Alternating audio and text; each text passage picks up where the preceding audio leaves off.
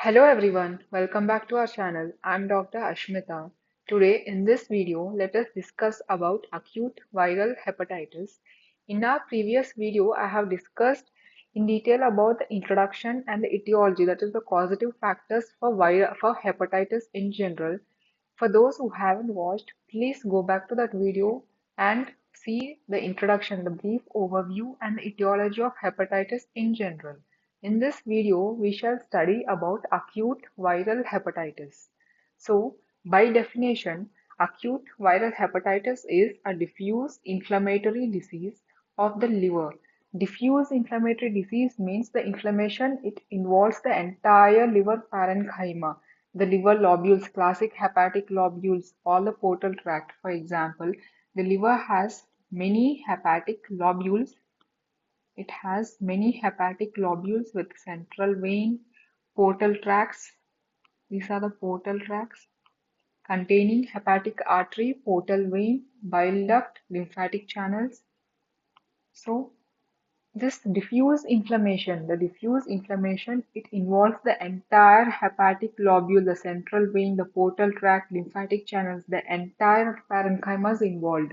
Unlike focal lesions, in case of focal inflammation, it can involve either around the central vein or only the portal tract or in only one segment or one focal point within the lobule. So diffuse means entire liver parenchyma is involved. So in acute viral hepatitis, there is involvement of the diffuse liver parenchyma. So it is a diffuse inflammatory disease of the liver and it is caused by most commonly hepatotropic viruses. Although it can be caused by other viruses, these are the most common viruses responsible for viral hepatitis. The hepatotropic viruses are hepatitis A, B, C, D, E. Hepatotropic means they have affinity for the hepatocytes because the hepatocytes these hepatocytes, they harbor certain specific receptors. These are the specific receptors present on hepatocytes which receive these viruses, hepatitis A, B, C, D, E. These receptors they have receptivity for these viruses, hence they tend to home towards the hepatocytes. Therefore, it is called hepatotropic. Hepato means liver cells, that is hepatocytes. Tropic means they have liking affinity for the hepatocytes. Therefore, hepatocyte viruses are the most common viruses causing acute viral hepatitis. Although other viruses can also cause hepatitis that we'll discuss in later part. And because of this acute viral hepatitis, it will lead to hepatocyte injury. Whenever there's infection of the hepatocyte undergoes injury. Injury can be in the form of it can be in the form of necrosis, which is one form of cell death with involvement with like it has this leakage of cell contents, therefore there is inflammation. And apoptosis, this is another form of cell death without leakage of cell contents. And obviously inflammation. Because of infection, there is like recruitment of inflammatory cells, release of cytokines, there will be cytokine storm. Therefore, inflammation is present in hepatitis. Hepatitis itself means inflammation of the liver. And as we have said, it is acute. Acute means the duration will be less than 6 months. So the duration of the disease lasting for less than 6 months is termed as acute viral hepatitis. And the patient presents with systemic symptoms. The systemic symptoms are fever, malaise. These are the general systemic symptoms: fever, malaise, generalized weakness, fatigability, body pains. These are the systemic general symptoms. It is because of interleukin 1 and tumor necrosis factor alpha. These both released during inflammation. During the inflammatory process, these cytokines released. They are responsible for the general symptoms like fever, malaise, body generalized weakness, body pains, fatigability. And there can be GIT symptoms, gastrointestinal symptoms like nausea, vomiting, right upper quadrant pain. These are most common with hepatitis A virus and E virus because the route of spread of these viruses is through contaminated food and water, fecal-oral transmission. because it involves the GIT. The GIT symptoms are prominent in hepatitis A and hepatitis B E virus. Also, there can be diarrhea. So all the gastroenteritis symptoms are present in hepatitis, and there can be, and most classical is anorexia. There is anorexia. Anorexia, that is loss of appetite. There will be aversion to food. Aversion means not liking. You will feel irritated at the sight or the thought of food. That is loss of appetite, and there can be aversion of food. Aversion is specific, and it is very specific for fatty food. For fatty food, it is most common with hepatitis A virus. And the hepatic symptoms are jaundice. Hepatic symptoms are jaundice, that is the yellowing of the sclera, skin, mucous membranes, and there can be pale stools, and dark urine. All these are because of there is a deranged metabolism of the bilirubin. Because of increased bilirubin in the blood, pale stools, dark urine, jaundice, all these are manifestations of hyperbilirubinemia seen in hepatitis. So the patient presents the systemic symptoms, GIT symptoms, and the hepatic symptoms. Coming to the etiology of acute viral hepatitis, firstly let us see the hepatotropic viruses. The hepatotropic viruses, which are hepatitis A, B, C, D, and E. Though hepatitis G, as I have discussed in my previous video, it does not cause hepatitis by itself. It often exists or it is present as a co-infection with hepatitis B and C.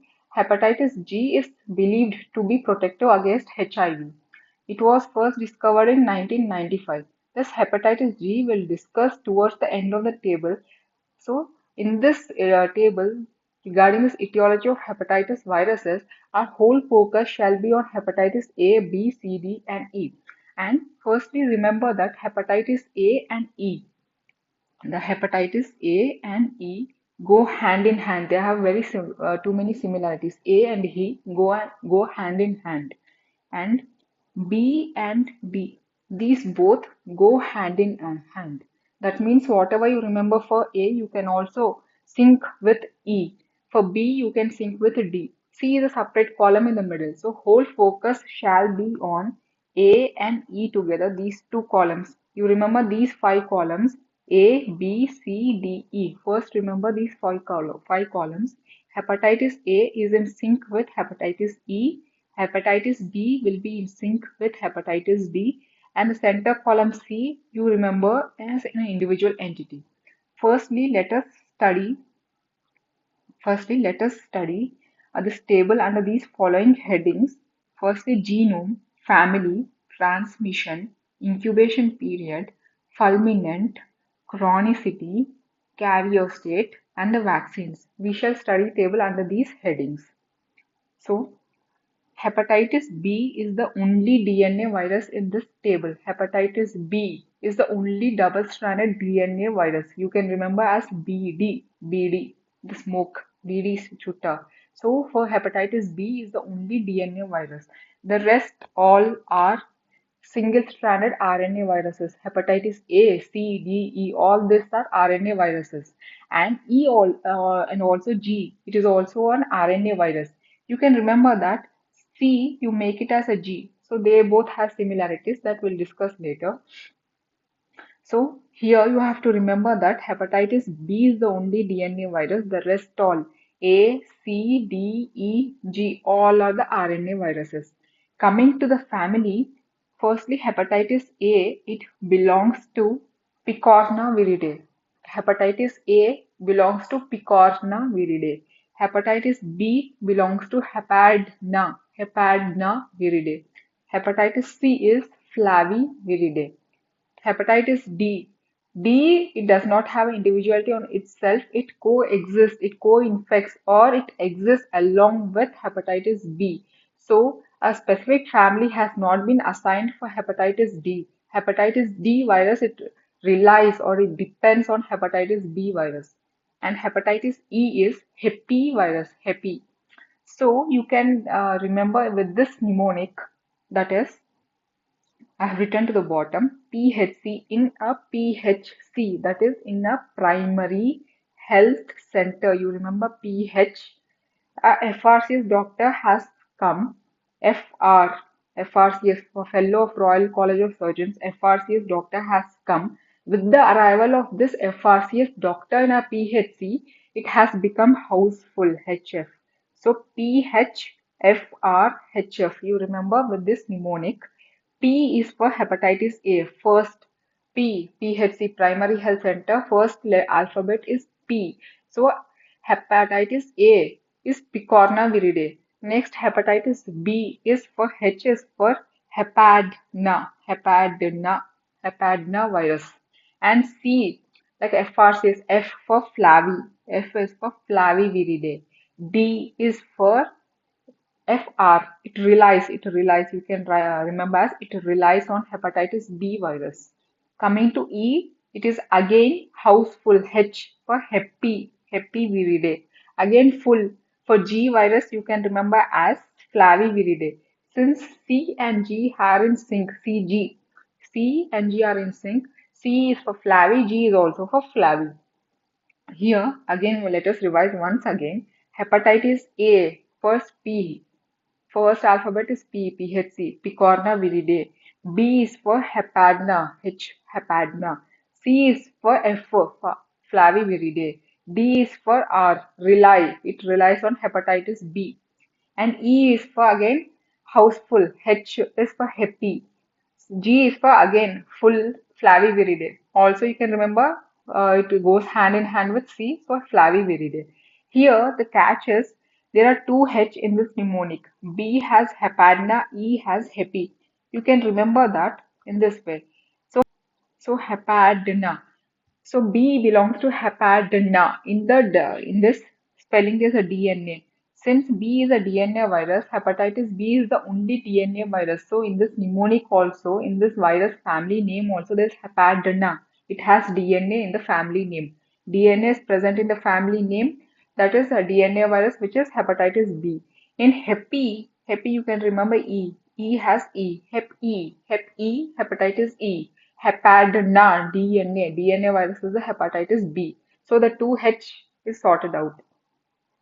Coming to the transmission, so hepatitis A and hepatitis E go hand in hand. A and E go hand in hand. They have a fecal-oral transmission, that is through contaminated food, water, and because of poor sanitation. So hepatitis A, hepatitis E spread via fecal-oral transmission. The rest B, C, D, and G, they have parenteral transmission. Parenteral means via blood. It can be because of contaminated needles, needle stick injuries, IV drug abusers, or blood transfusion, or anything related to the invasive procedures like surgeries, dialysis, everything, etc. Something related to blood. Blood means B, C, D, and G viruses. And the incubation period also you can remember. I asked you to remember A and E go hand in hand. So A has shortest incubation period 2 to 6. Also same with E 2 to 6. So A has 2 to 6 and E also has 2 to 6. You remember A and E, it has a fecal transmission spread via contaminated food, water. It stays in the stomach for short duration. So 2 weeks to 6 weeks. Shortest incubation period is for A and E, 2 weeks to 6 weeks. Later come to the center table. From A and E, move to the center B and D. So B and D start after 6 weeks. A and E 2 to 6. After 6 comes the 7. So 7 weeks. It is from 7 weeks to 20 weeks. Both B and D have 7 to 20. So you remember A and E short incubation period 2 to 6. After 6 comes the 7. So move here. 6 you remember, now you move the number 7 weeks. So it is 7 to 20 weeks. B and D have 7 to 20 weeks. We are sorted. A and E sorted 2 to 6 weeks. Come to the center B and D. Start from again 7 to 20 weeks. B to D. Now coming to the centermost column, that is the C. C, you take the extremes. Here the shortest is 2 and the longest here in B is 20. So It is between 2 to 20. So it is like this. You take this extreme 2 weeks shortest and you take this extreme 20. So the centermost column is the extreme of 2 to 20 weeks, 2 to 20 weeks. Hepatitis C is 2 to 20 weeks, the extremes of the numbers. 2 is the shortest, 2 is the shortest in A, 20 is the biggest in the B. So 2 to 20 weeks is the center column C. So A and E, the first and the fifth column, A and E have the short incubation period 2 to 6 weeks, come move inside. B and D continue from there 7 to 20, and the centermost column C, you take the extremes of the two numbers 2 and 20, 2 to 20 weeks, and we are sorted with A, B, C, D, E incubation periods. Hepatitis G, you can remember it is similar to C, therefore it is 2 to 20. So this hepatitis G will be similar to C. So 2 to 20 weeks, 2 to 20 weeks. Done. We are sorted with this incubation period. Now coming to the fulminant. Fulminant means it is a sudden and rapid and explosive outburst. Whenever this infection occurs, the clinical course is like a very explosive outburst. That is called fulminant. Fulminant is more common with hepatitis D.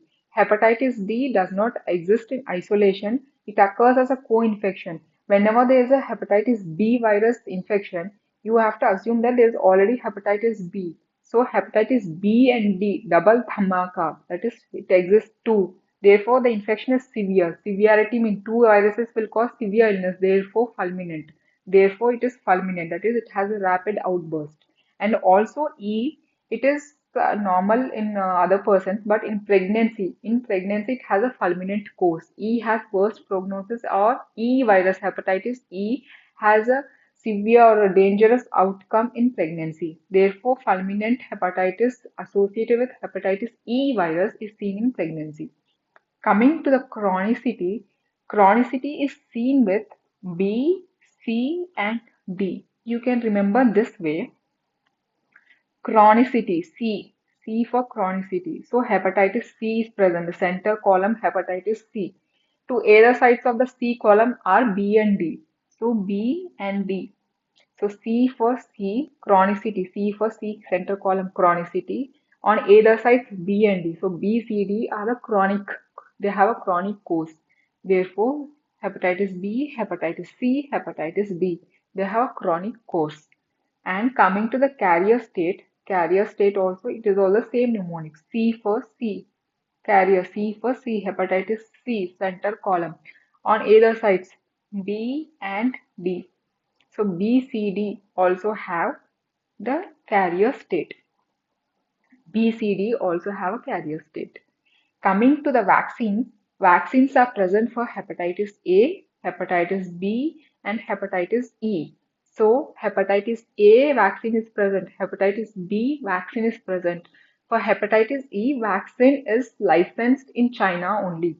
Like hepatitis C, it is licensed in China in 2012, in Pakistan in 2020.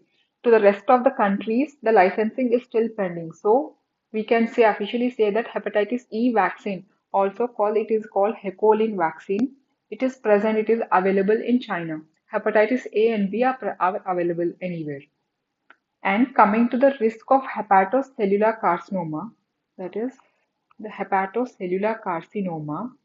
So carcinoma means for a carcinoma to develop, the duration or the duration of the exposure should be more. So that means chronicity is seen with hepatitis B, hepatitis C, and hepatitis D. The more the exposure, the more the time of exposure, the more the risk of cancer. Therefore, hepatitis B, hepatitis C, and hepatitis D, these have the risk of hepatocellular carcinoma.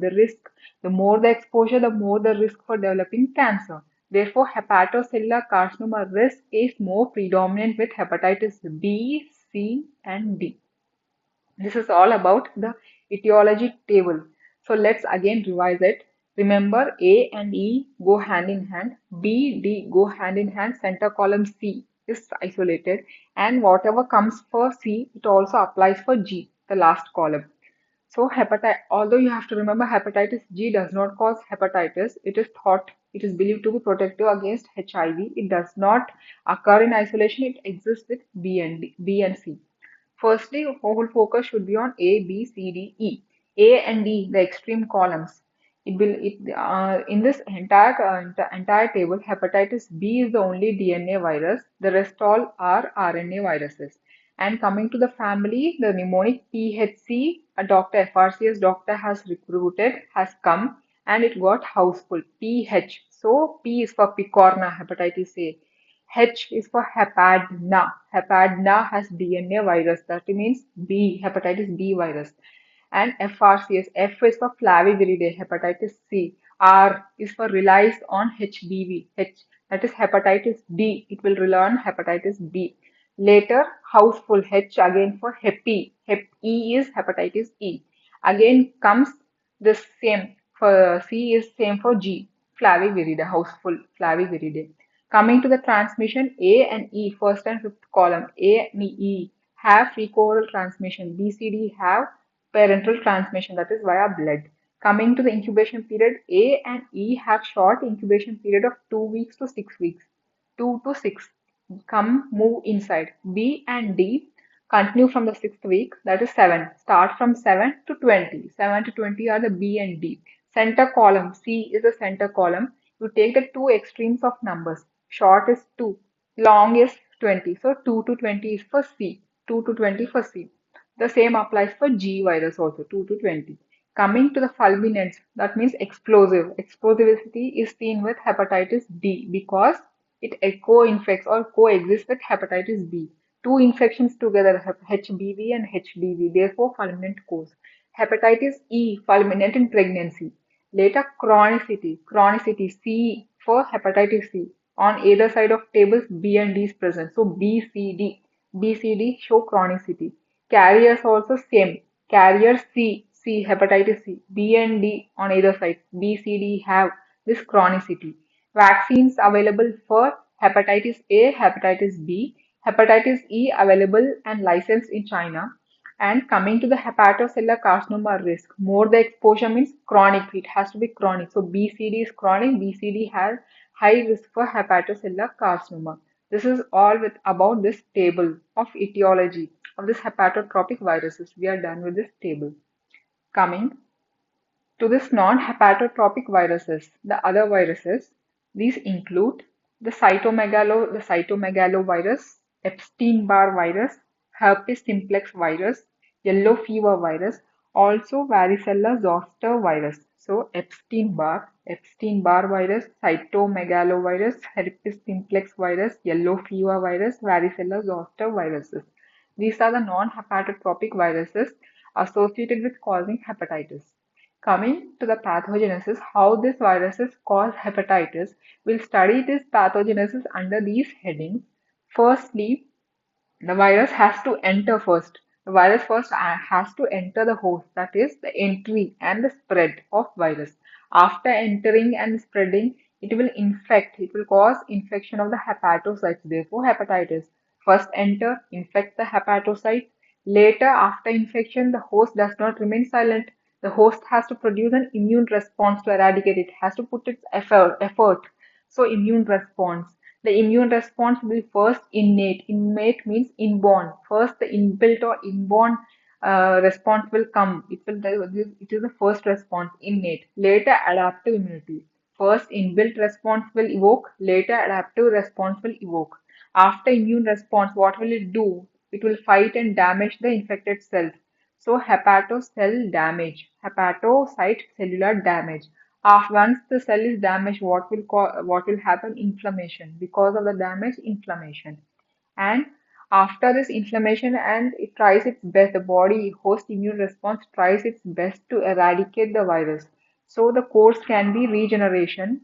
It can regenerate, or if it is not eliminated, it will further go into failure. It will further progress into liver failure. Later, we'll see the outcome. So, we'll study the pathogenesis of hepatitis caused by these viruses under these headings. First is the entry. It has to enter, spread. After entry, it will cause infection of the hepatocyte. The host does not remain quiet. It will raise an immune response. It will complain. First inbuilt complaint is the innate response, later adaptive response. After response is mounted, what will happen? It will cause damage of the hepatocyte. Because of damage, there will be inflammation. After it tries its best to eradicate, there can be regeneration, like re reflowering, or if it is unable to eradicate the virus completely, it will further progress into failure. Later, we'll see the outcome. So, we are going to study pathogenesis under these headings. So, let us begin.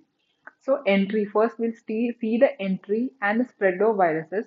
Firstly, as I have discussed in the table, A and E have fecal-oral transmission. They go hand in hand. They are in sync. So the entry and spread we'll study for hepatitis A and E together. Hepatitis A and E, they have a fecal-oral transmission.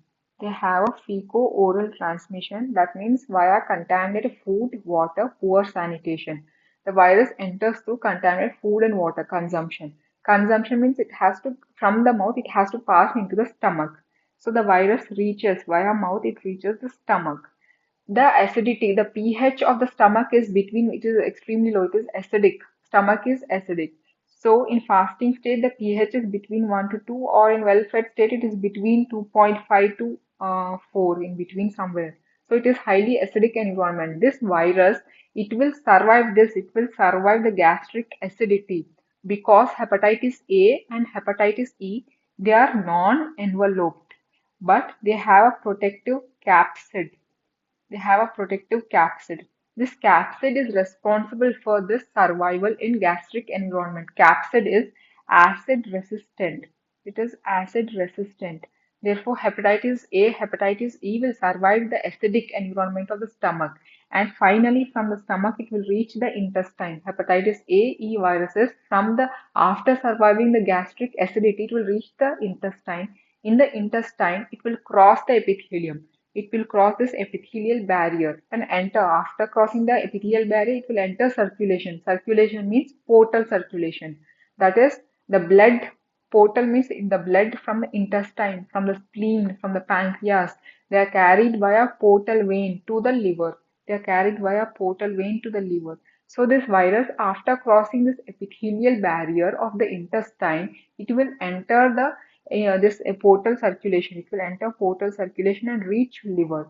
So this journey from mouth to the intestine till it crosses this intestinal epithelium, this phase is called intestinal phase. Once from the portal vein it reaches the liver, now the hepatic phase begins. In the liver, it will infect, it will go inside this hepatic globule, go inside the hepatocytes and infect hepatocytes.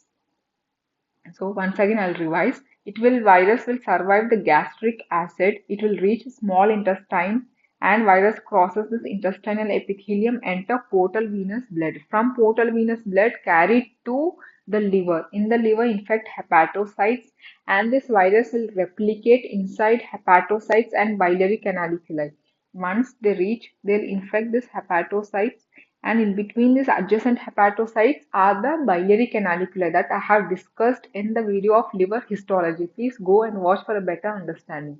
So the virus will replicate inside these hepatocytes and also in the biliary canaliculi. From biliary canaliculi excreted into the bile. They are excreted in the bile. Bile ultimately reaches where? Intestine. It will reach intestine, passed out into the stool. Therefore, these patients are highly infective. During early illness, even before jaundice develops, even before the clinical manifestations, the viruses are shed out in the stools because they are excreted via bile into the intestine. Therefore, these patients are highly infective during this asymptomatic period also. Hepatitis A and E viruses shed in stools. This is about the entry and spread of viruses in cases of hepatitis A and hepatitis E. Apart from, and also these have a zoonotic transmission. Zoonotic means via animals. So here shellfish with these are certain aquatic animals with a hard exoskeleton. For example, you take crabs, lobsters, shrimps. These have hard exoskeleton. These are called shellfish. Shellfish harbor hepatitis A virus and pigs. So consumption of undercooked pork meat can transmit hepatitis E virus. So hepatitis A associated with shellfish, hepatitis E transmitted via undercooked pork, pigs. And hepatitis E, as we have discussed, it is especially dangerous in pregnancy with a fulminant hepatitis outcome.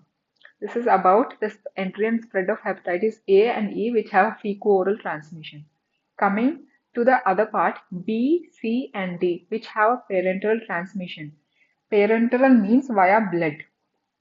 Blood, the sources can be blood transfusion. The sources here are blood transfusion, IV drug users, blood transfusion, IV drug users, contaminated needles, organ transplantation, and dialysis. All these are the invasive procedures.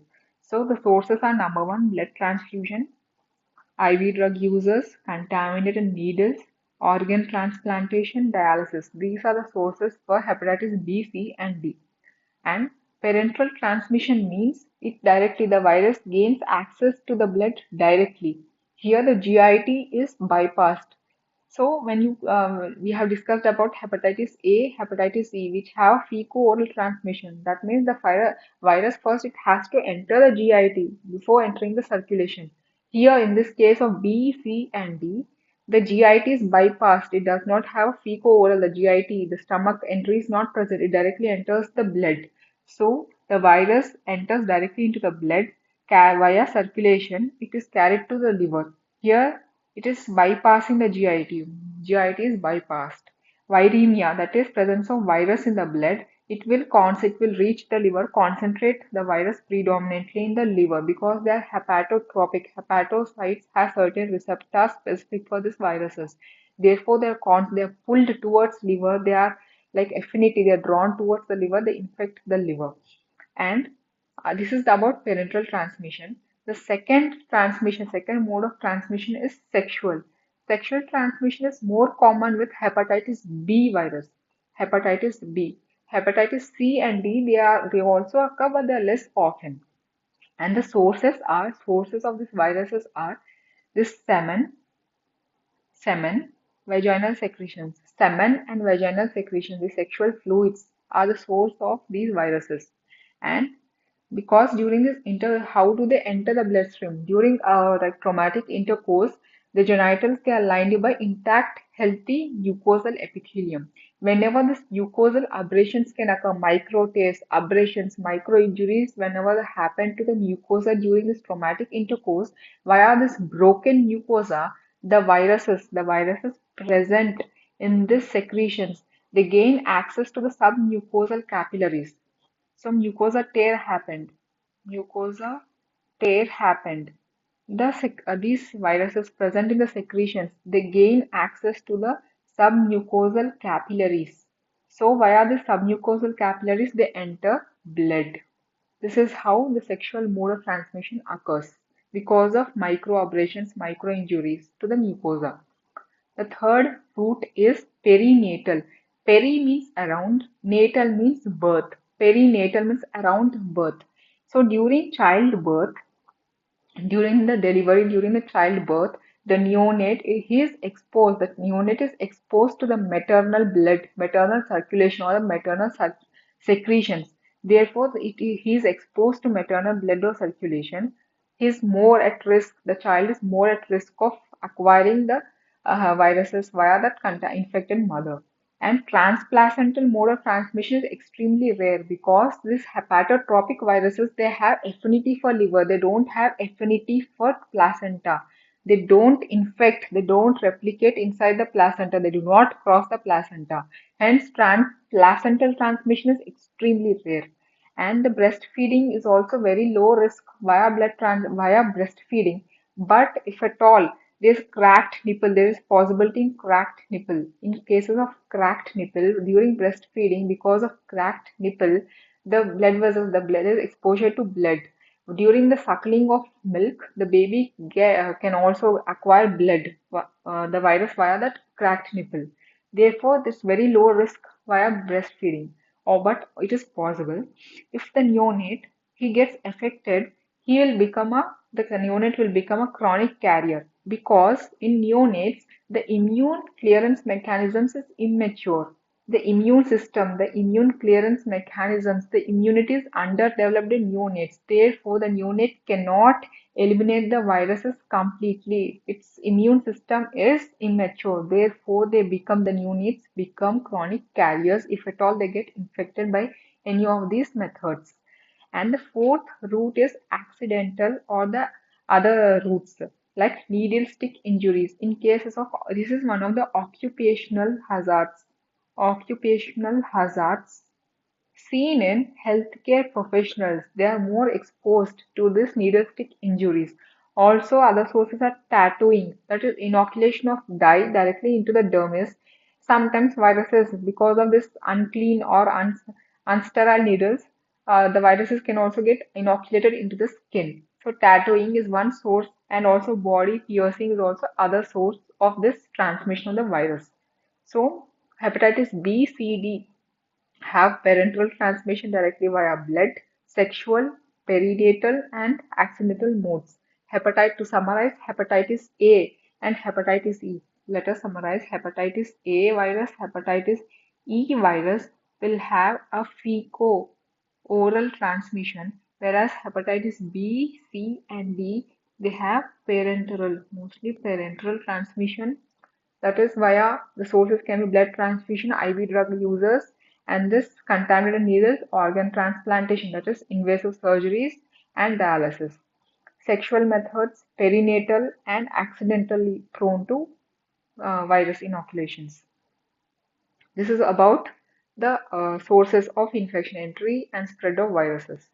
Coming after they enter the blood system, once they are into the system, they'll infect hepatocytes. So hepatocyte infection here. So this is a classic hepatic lobule. Liver contains many such lobules. Within each lobule, there are hepatocytic plate that we have studied in liver histology. I have zoomed in. I have drawn one hepatocyte. This pink cell is a hepatocyte. This hepatocyte will harbor many receptors on its surface. So there's one receptor. This is HAVCR1.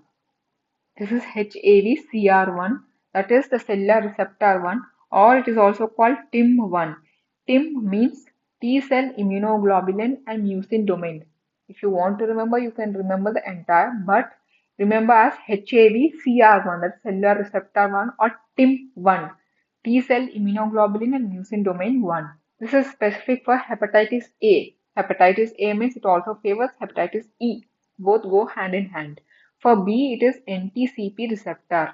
NTCP means sodium taurocholate co-transporting polypeptide receptor. It is specific for hepatitis B. Hepatitis B.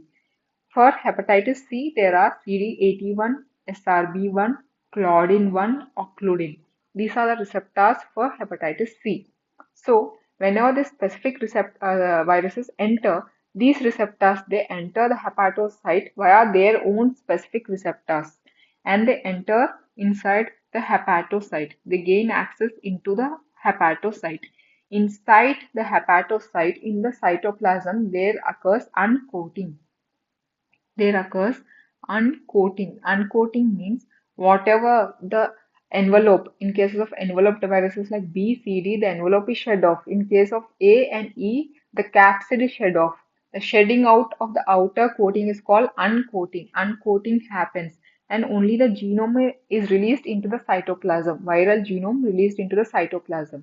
This viral genome, it will replicate in the cytoplasm in cases of A, C, D, E. A, C, D, E, the viral genome replicate in the cytoplasm.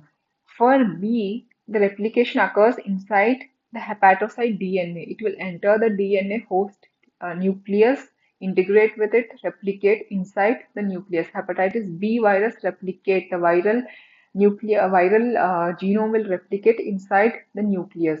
Whereas for A, C, D, and E, the viral genome replication occurs in the cytoplasm. So when this replication is happening, there are certain molecules called pattern recognition receptors, PRRs, PRRs, pattern recognition receptors. These are present on the cell, on the membrane of cell organelles like endosomes. Endosome has membrane. On the membrane, these pattern recognition receptors are present within the cell. They will recognize this viral nucleic acid. Also, the Kupffer cells, that is the macrophages of the hepatic globules or the hepatocytes. These are the Kupffer cells are the macrophages present in the vascular sinusoid. These also recognize this viral nucleic acids. So macrophages and pattern recognition receptors, they recognize the viral nucleic acids. They will trigger the release of cytokines, inflammatory cytokines like interferon alpha beta, tumor necrosis factor alpha, interleukin 1 and 6. So these are the cytokines released because of this recognition by macrophages and pattern recognition receptors. Once these are produced, they stimulate and activate the natural killer cells. Natural killer cells of the host, they get activated. This natural killer cells, they directly attack the infected hepatocytes. So this is an infected hepatocyte. Natural killer cells get activated, directly enter, they directly hijack, they'll directly attack the infected hepatocyte. So this is the first wave of hepatocyte injury. This is the innate immune response.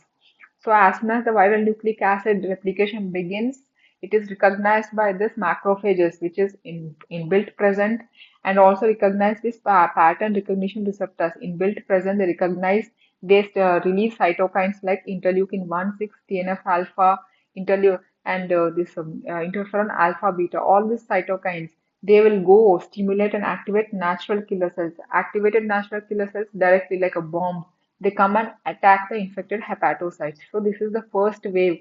This is the first wave of hepatocyte injury. So this is about the innate immune response.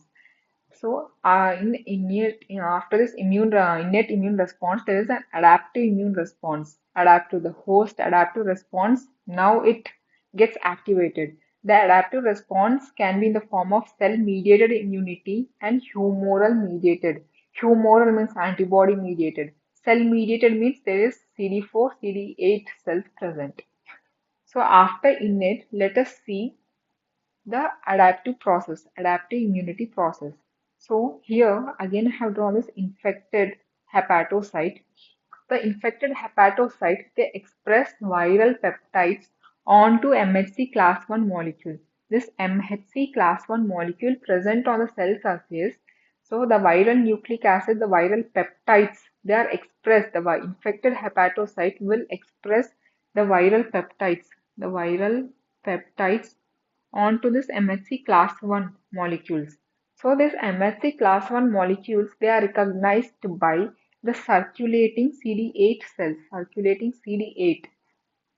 So CD8 will recognize MHC class 1 molecule. So 8 will recognize 1. So CD8 cells will recognize this MHC class 1 molecules which has expressed viral peptides. Immediately CD8 cells will come into action. They'll come and they bind to MHC class 1 molecules. They cause apoptosis via two pathways.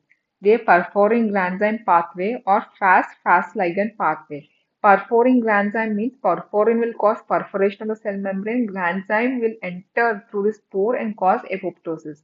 Other pathways, Fas and Fas ligand, that is death receptor domain pathway, one of the pathways of apoptosis. So they induce apoptosis via any of these two pathways. Also, so from the circulation, CD4 cells, CD4 Th1 cells, they also get activated. They get activated and they release interferon gamma. This interferon gamma will stimulate and activate macrophages and CD8 cells. So CD4 Th1 cells also, they also get activated because of this viral peptides. They stimulate interferon gamma. Interferon gamma in turn activate macrophages of the liver called Kupffer cells and also stimulate CD8 cells. Both together they cause apoptosis, again the same pathway. They cause apoptosis of the infected hepatocyte. This is about the cell-mediated immunity of adaptive immune response. Coming to the humoral, that is antibody-mediated. So whenever these viruses have entered the cell, for example, hepatitis A or hepatitis E virus, they have capsid. This capsid protein acts as an antigenic stimulus. For hepatitis B, there is a surface antigen. Hepatitis B surface antigen. For hepatitis B, there is an antigen, hepatitis B antigen. And hepatitis E have certain molecules called hepatitis E1 and E2. E1, E2. These molecules, all this capsid protein, surface antigen, or the D antigen, E1, E2 molecules, they act as an antigenic stimulus. They act as a foreign material. So these antigens, they will be recognized by the antigen presenting cells, APCs, that is antigen presenting cells present in the circulation in the blood. They are present in the vascular sinusoids of this hepatic lobule. The antigen presenting cells are the B cells. Here are the B cells. These are the dendritic cells. These are the macrophages, Kupffer cells. These are the antigen presenting cells. B cell, dendritic cell, Kupffer cells are the antigen presenting cells. These cells will recognize these antigens. They take it into their inside. They take up, they engulf, and they express these antigens onto the surface via MHC class 2. Via this MHC class 2, they express via MHC class 2. And this MHC class 2 is recognized by CD4 cells. So MHC class 2 will be recognized by CD4 cells. 2 recognized by 4. So MHC class 2 is recognized by CD4 cells. So CD4 cells, they recognize this MHC class 2. They in turn activate CD4 Th2 cells. CD4 Th2 cells get activated, they get stimulated. This CD4 Th2 cells will release interleukins 4, 5, 6. Interleukin 4, 5, 6 secreted by Th2 cells. These interleukins will activate the B cells. In turn, they cause B cell activation. Once this B cell gets activation, the story begins from here. It undergoes class switching. Class switching means, so first we have to know the concept. The normal B cell function is to produce immunoglobulins. Immunoglobulins. Therefore, the B cells, they have a gene called immunoglobulin gene. In the DNA, there's a gene called immunoglobulin gene that synthesizes this immunoglobulin proteins. The immunoglobulin gene, it has like variable regions and a constant region. The immunoglobulin has variable portion, constant portion. Therefore, the gene also has a constant region and a variable region. Variable region, it we have discussed this gene. Variable gene comes into a spotlight, into a limelight in Hodgkin's lymphoma. In this hepatitis, this constant region of the immunoglobulin gene comes into limelight. This constant region, it has C mu gene, C alpha, C delta, C epsilon, and C gamma. These are the few constant region genes. So the immunoglobulin gene constant region has C mu, C delta, C gamma, C epsilon, C alpha. Each of these produce their own respective immunoglobulin. C mu will produce immunoglobulin M. Mu means M. Delta for IgD. Gamma IgG. E epsilon is for EIgE. C alpha A. Alpha IgA. So each of these will produce their own respective immunoglobulins. So normally in an acute response, IgM is produced. Whenever this class switching happens, this C mu, it becomes C gamma, or it can become C epsilon, or it can become C alpha, and it will produce IgG. It will produce IgG. It will produce IgA and also IgE. So this is called class switching. The immunoglobulin gene, it will switch from C mu to C alpha, C delta, C epsilon, or C gamma. This IgG, it is required for better opsonization. Opsonization means coating. For example, this is a virus particle. This is a virus particle. This IgG will coat, the IgG will coat the virus, and it will make it tastier for the phagocytosis to happen. The phagocytes, the macrophages, dendritic cells, they're attracted towards this IgG because they'll sense this IgG coating and makes the virus like tasty for engulfment. Therefore, this coating happens. This is called opsonization. IgG is required for better opsonization. IgA has a better, it has a role in mucosal defense. It has a strong role in mucosal defense. IgE has a role in parasitic clearance and also an allergy. So therefore, this is how the class switching happens. And after all these antibodies are produced, IgM, G, A, E, all these antibodies are produced. They evoke an antibody response. They are divided into early response and later response. Early response is given by IgM. IgM is the first antibody to be produced, which is a pentamer. Early response is given by this IgM. So, presence of anti-HAV IgM. In hepatitis A, anti-HAV IgM is present. In case of hepatitis B, anti-HBC, that is hepatitis B core antibody IgM type is present. For in case of hepatitis E, anti-HEV IgM is present. So presence of these IgM antibodies, they are like diagnostic hallmark markers for the respective hepatitis viruses.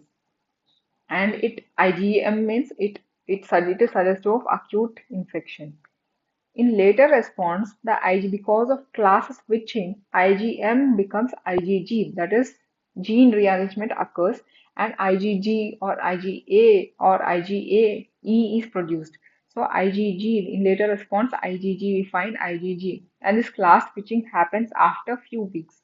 So, presence of anti-HAV, that is in case of hepatitis A, IgG, anti-HBs, hepatitis B surface immunoglobulin, which is mostly predominantly of immunoglobulin G type, and hepatitis E virus, anti-HEV, IgG. Presence of immunoglobulin G viruses, they indicate lifelong immunity. They give lifelong immunity. They are present throughout lifetime and they offer lifetime contract, lifelong immunity, and they act as neutralizing antibodies because once developed, they stay for lifetime. Whenever reinfection occurs, second, third infections, if at all they try to occur, these antibodies they immediately recognize these viral proteins. Viral proteins are these only. In cases of hepatitis A or E capsid or surface antigen or a D antigen or even E2 molecules in a case of hepatitis E, these are the viral proteins. These antibodies will recognize these viral proteins immediately, instantly on their second exposure, and they bind to these antigens, hepatitis B surface antigens or E2 molecule, they bind to them, they bind and they block their reinfection. They block then and there. They recognize like a security guard, they throw them out from then and there, they throw them out. So they have this memory, they store this memory whenever on this re-exposure, they throw them out then and there. They block the reinfection into the hepatocyte. This is about the humoral response, that is antibody-mediated response, immune response, seen in adaptive immunity.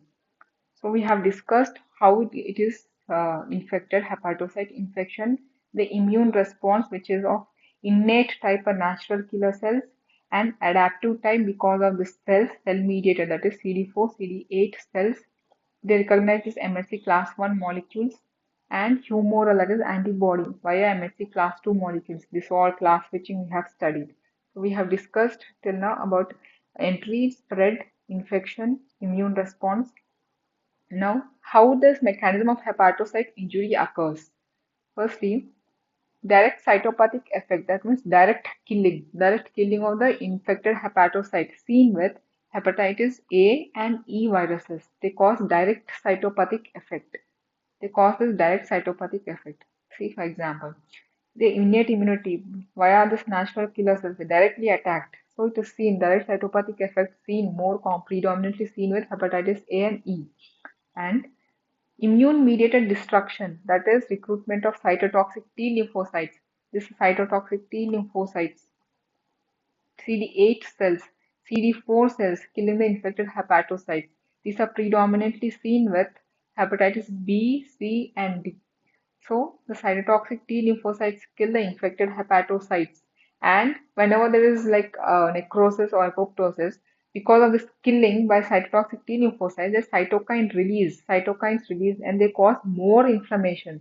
Therefore, because of this infected hepatocyte damage, trial to remove them, there is cytokine release. Cytokines cause more inflammation. More inflammation means they'll amplify the damage. This is how inflammation is amplified.